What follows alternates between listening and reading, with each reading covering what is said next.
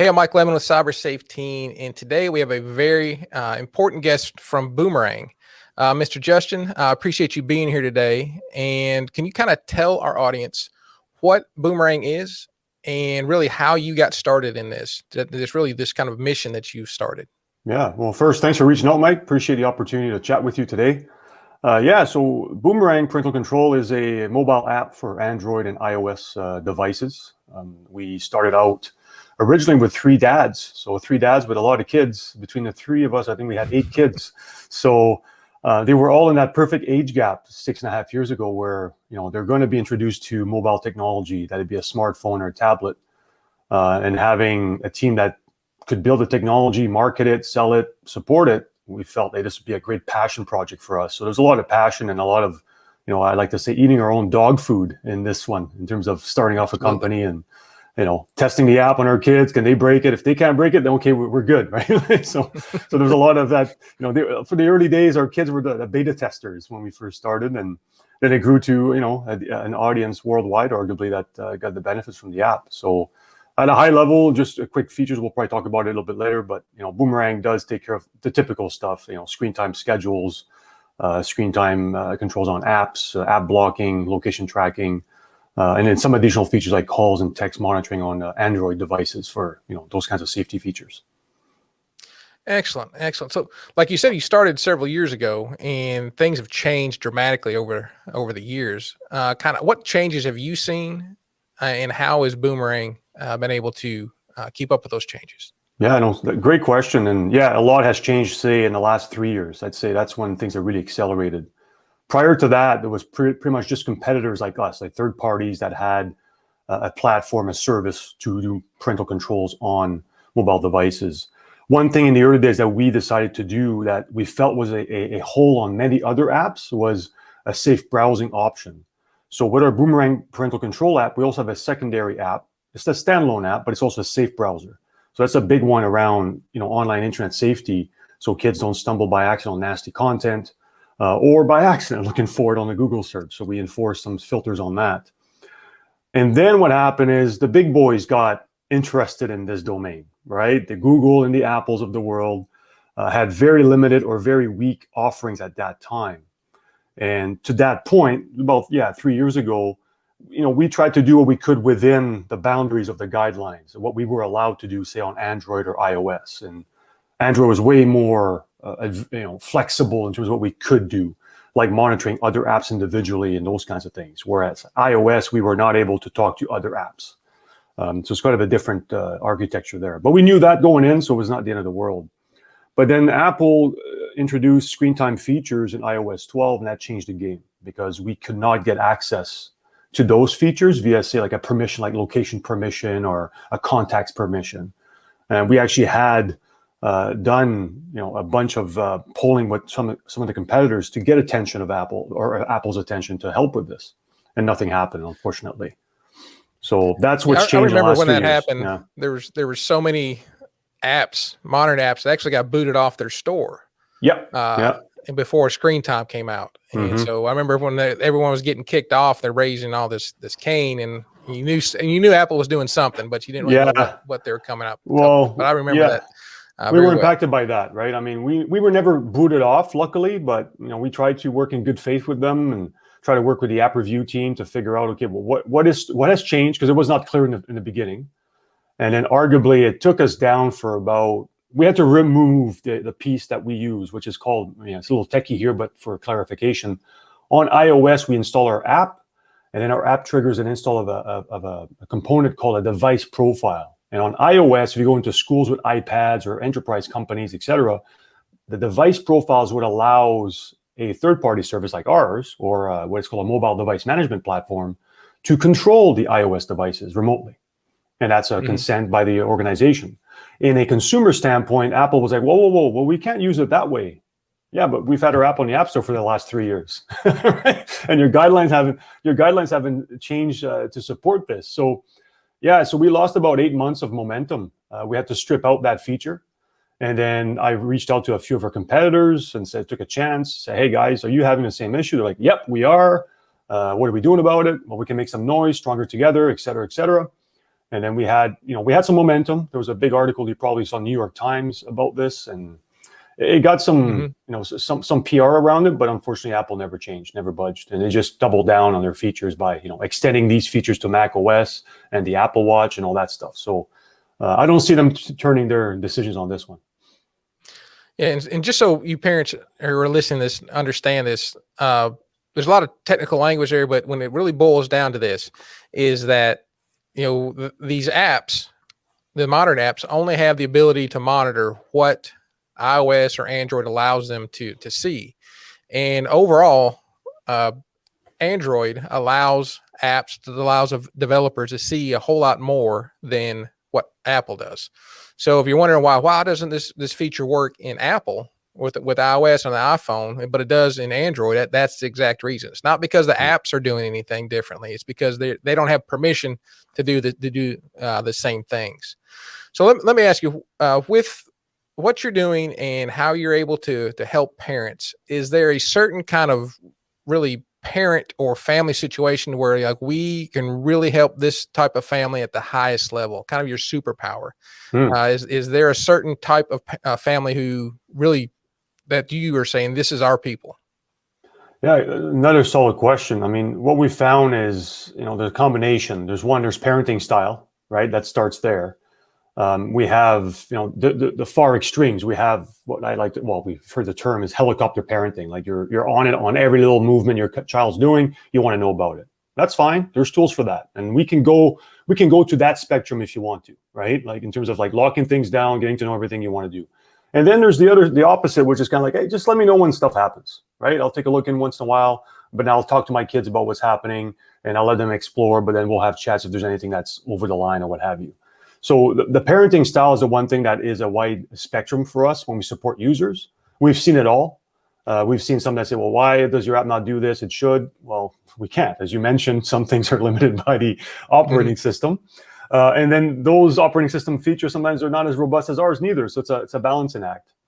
And then kind of like that perfect kind of family blend of devices is children on Android devices, parents on an Android or iOS device, right? So our app has two modes.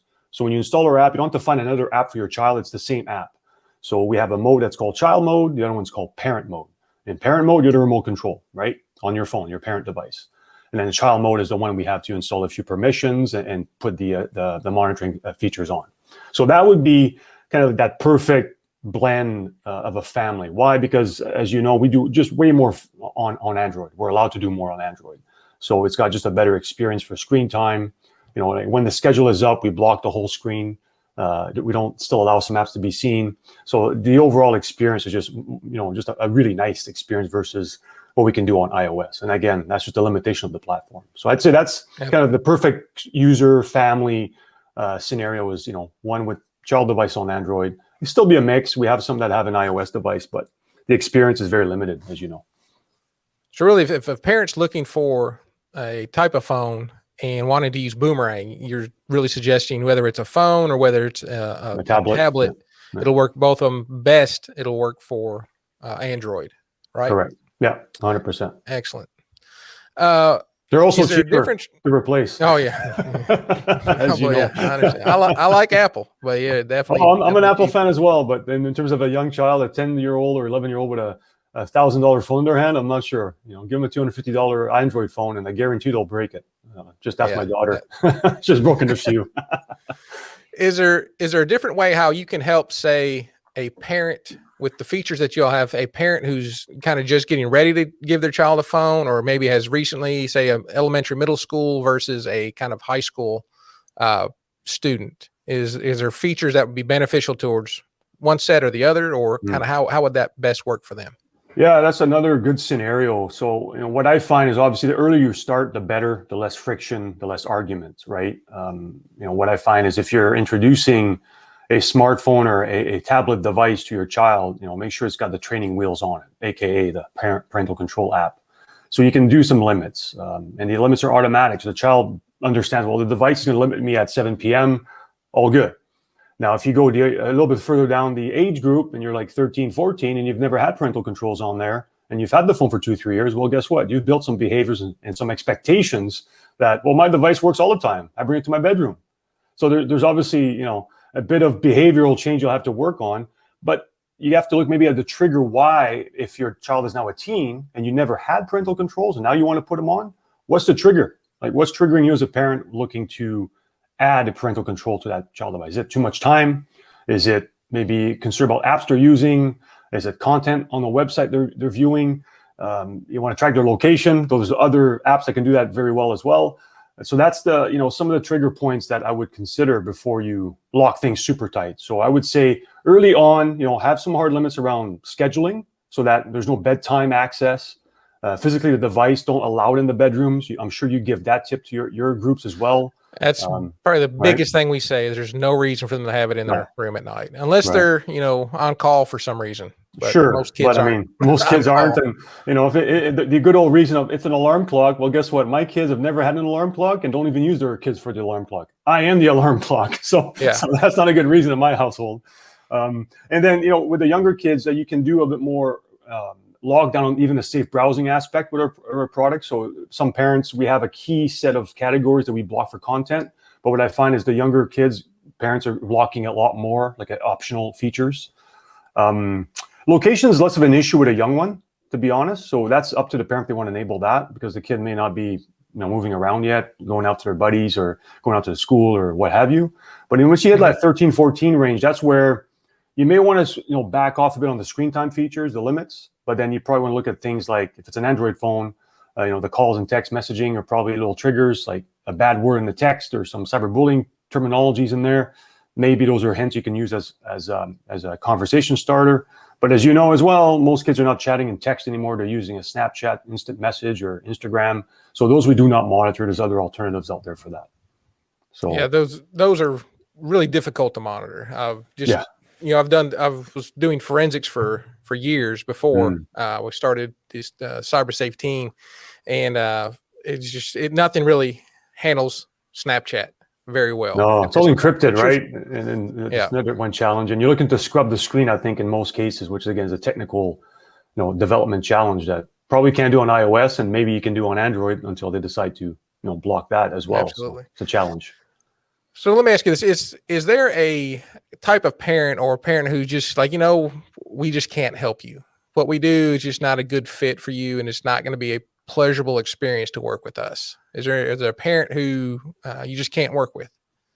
Well, we've had some where the expectations that they have versus what we offer are just not aligned, right? I mean, they're expecting, I'll give you an example. Like Android has a massive amount of different flavors of handsets, manufacturers. I mean, even Samsung will have the same version of a phone, but it's got 10 different subversions with just some minor software tweaks to every one of them. So that is a challenge for us to control things like app security, as an example. And what I mean by app security is not like, are we secure or not? I'm talking about, easy removal of our app, as an example. So on Android, we do have a way to enable an option that's not on by default. Google doesn't really like it, even though they do it themselves, but we'll talk about that later. So our app removal is one challenge that we get sometimes. Parents get upset, hey, your app's easily removed of my kid. What kind of device you got? Oh, we got like this super cheap, knockoff brand, not standard operating system that we'll never be able to test on.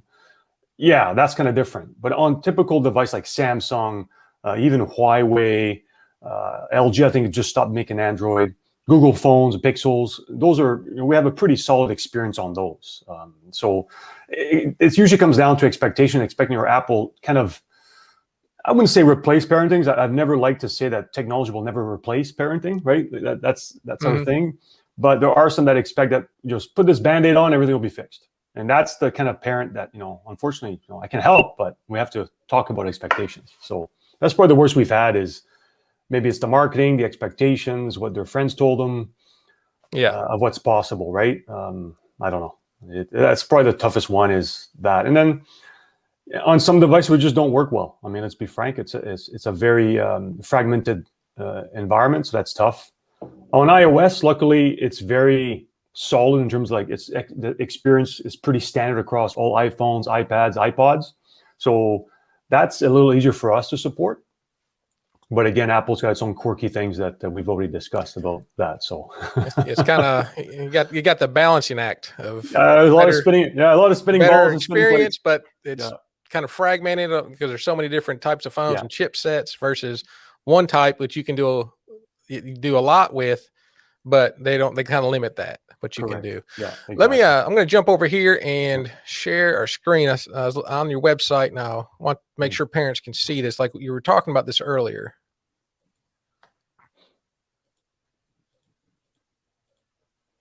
And that's your the safe browsing, the spin safe browser. Yeah. Now we're talking about kind of younger kids versus a little bit older kids. I think this spin browser is perfect, especially for the younger kids or even for the older kids who are just really having a hard time making good decisions. Right. Can you kind of explain the difference between safe search and then the spin browser? Sure. So Google is pretty much the number one search engine. So what we're able to do is we're forcing inside our browser the strictest filter that Google allows. So in our tests, you may still see like bikinis and those kinds of things, but you're not going to see nudity and bad content. So it's the level, I think it's called strict safe search or restricted safe search. So that's the highest that Google provides. And it's been fairly solid in terms of helping us, keep the search results safe in both images and all that. So, no fancy kitty cat pictures coming up like that. So that's the safe searching part. We also enable it for Yahoo and Bing, but they're not as often used, and most of our users end up using Google anyway. It is the default one we have in our browser. On the surfing the web safely, so this is, again, goes back to one of the early days when we started Boomerang.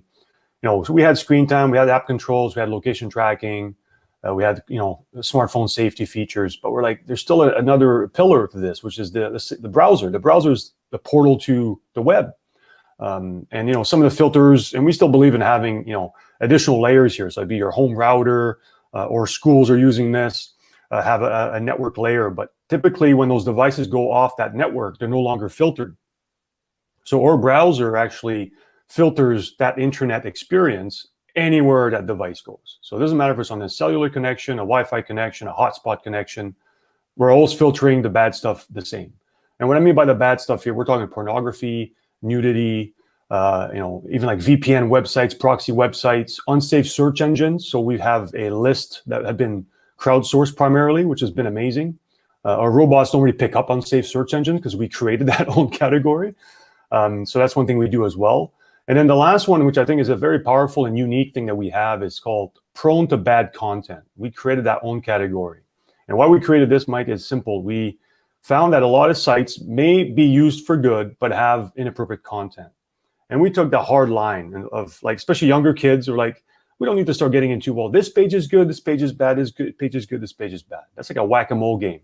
So we just said simple. If, example, twitter.com, tons of nudity on there, simple. We just block twitter.com as prone to bad content. We don't allow it. A lot of social media platforms are like that. A lot of like community type of portals, like Reddit is another example of this. Blogspot, WordPress.com websites, user community creative. There's just tons of nasty filth stuff on there. So we block those ones at the top layer to minimize, any kind of inappropriate content. So, so that's the safe browsing aspect that we felt. And just a small little plug as well. We actually launched a new version of iOS that is designed for schools, so they can fully manage it via their management platform. So that's another thing. So that's just new. Maybe about a month or so ago, we launched, and we already have quite a few large school districts evaluating for a summertime / next school year deployment. So that could be a game changer for us, to be honest, Mike. I think, right off the bat, it will become a bigger business than the parental control side, just because of the impact it has on the iPads, primarily focusing on the iPads. Let me ask you this: how is the best way for someone who's interested in what you do to learn more? I've got your URL up here, useboomerang.com. Is there a better place than that, or is that the best place for them to get a hold of you? I mean, obviously for general product information, our website has everything you would need to kind of review some of the key points we've talked about today, the features, but it goes into deeper. We also have a blog on our website that, we haven't done a lot lately because a lot of the same content is the same content. There's a lot of tips on things like restricting YouTube to safe searching, some parenting tips to use technology and multi-layered approaches to your household for technology. So the blog's also a good resource for parents. And our app is on the App Store and Google Play. So that's another way you can, search Boomerang Parental Control and our app will come up. We provide a 14-day fully functional trial.